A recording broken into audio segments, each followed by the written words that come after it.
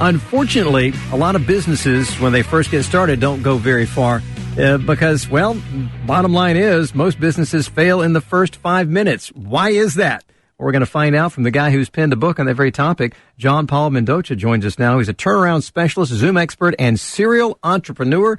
You're my kind of guy, John Paul. How are you today? I'm doing great, Bill. Just ready to hit it.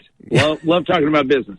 Love talking about business as well. I mentioned to you off the air, I have some friends who are in business for themselves, but I also know a good number of people in the circle that they keep saying, I'd really like to have my own business. And I've actually thought that from time to time, but a lot of us don't know quite where to start and what not to do, because that's just as important as what to do. So let's talk about, why do most businesses fail in the first 5 minutes? What's the catch here?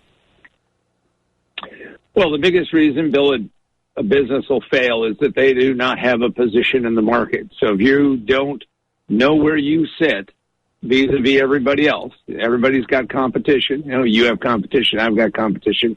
If you don't know where you sit, you don't have that position, and that isn't defendable, what happens is that eventually you just kind of drift around, you get stuck in the middle of nowhere, and you end up, losing. And that's what really happens. It starts with a failure to position. If you think about it, Starbucks is positioned perfectly, right? Because Starbucks, everybody knows what a Starbucks is. Love them, hate them, but everybody knows what it is. But if you start up, we start up Bill and John's coffee shop, and we say, we're different. Well, how? What do you mean? Where do you fit? Why would somebody come to Bill and John's other than our charming personality, then go to Starbucks? Right. You have to be able to have your own personality and be able to define it. And I think for a lot of folks, it's very hard to get that down on paper and wrap their heads around, because, like I say, if we started a coffee shop, we sell coffee. Okay. A lot of people sell coffee. The convenience store next door sells coffee. How do you crystallize? Yeah. How do you crystallize that into something that is unique and be able to push it? Well, what you want to do is you want to take it before you go spending a lot of money, before you go out and talk to all your friends who give you this confirmation bias. They all tell you that you're smart and you're good and you're this and you're that. And what you want to do is you want to take whatever idea you have, you want to put it into about 25 words, thereabouts, which is your positioning statement. Then what you want to do is you want to start thinking, okay, now who is that best customer, and how do I start talking and communicating and getting feedback? And the beauty of today's world, especially with the internet, Google, Facebook, a variety of other ways, is that you want to put that message out there and see if anybody clicks on it, see if anybody responds to it. If they don't, then what you know is you have a problem. And that problem is not going to get better, because you're going to go out and say it and just thinking that you're going to say, it's going to get better. It won't. So, I'm really getting the heavy message here, and I don't disagree with it at all.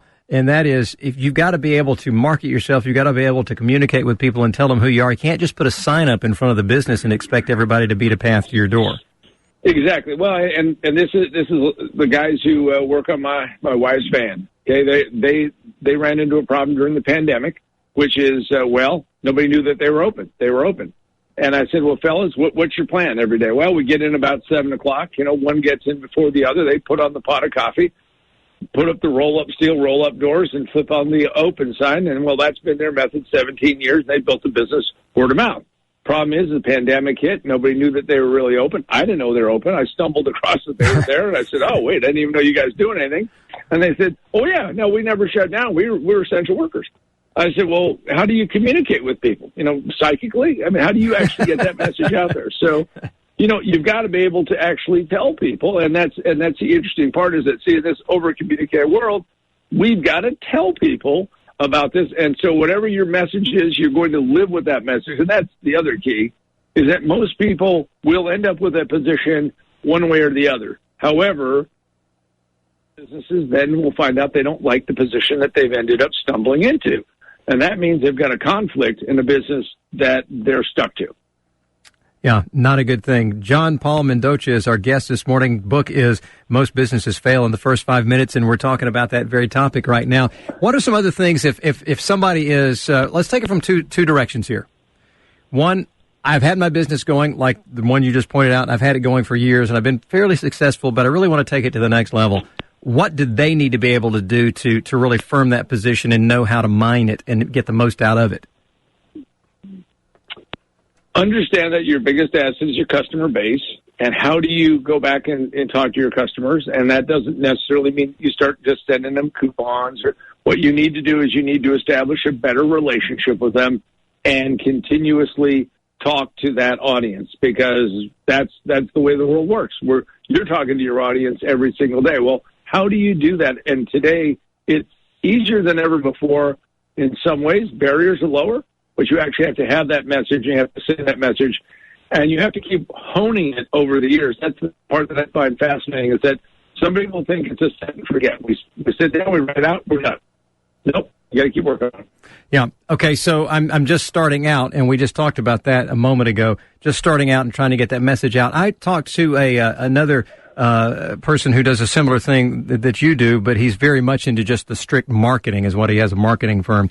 And one of the things he said is, in the older days, not too many years ago, the big companies were able to really push it because they had all this money and they had all these opportunities to advertise and to spend a lot of money in it. But now with the internet, you can get into it for a lot less than you think and reach a lot of your audience.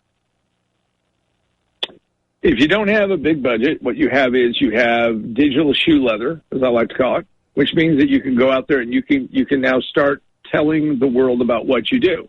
The clearer that is, the closer that it gets to that what you offer is what that means, and you can point that out, then you're going to get there. I like to say it this way. Everybody wants to be unique, but nobody really wants to be different, because being different means that there's going to be some people are going to call up, and you know what they're going to say? They're going to give you this kind of response. And it would be, ooh, well, I don't want that. And then you're going to feel bad and say, well, I'm going to shift what I do because I just got an ooh. Well, no. That's good. That's good, actually, because there's a thing called the sharp edge of marketing. The sharp edge is the people who don't like you for the same reasons for the people that do like you.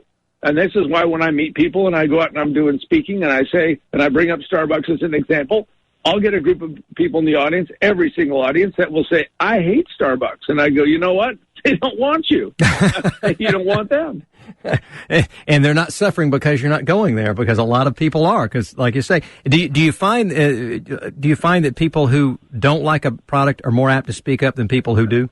People have a bad experience are more apt to speak up about it, and they'll waste a lot of time on it. So what you have to do, though, is you have to cultivate and make sure that the positive message keeps getting out there. And more importantly, is don't do business with people who aren't going to like what you do. If somebody comes in and they really don't like what it is, maybe it's you give them their money back and say, please go across the street and go to my competitor and move on. Because it's hard for people to accept that we have to sometimes give up to get. Mm-hmm. Yeah, you can't convert everyone, but you gotta go with the ones that are already devoted to you and try to just mine that and make it even bigger. All right, so here's the thing: you are everywhere. Folks can reach you on your podcast, Position to Win. Where is that? Are you on all the platforms?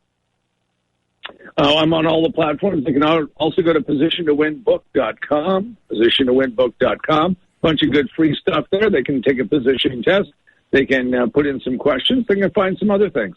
All right. Most businesses fail in the first 5 minutes. You can also find out more about that book as well. John Paul Mendocha has been our guest this morning. Thank you so much for spending time with me. I'm like you. I get excited talking about business. So this has been a lot of fun for me. And hopefully some folks out there who want to be in business, or they maybe already are and trying to get that next step up, will take some of this information to heart. Good stuff this morning, John. Thanks, Bill. Appreciate it.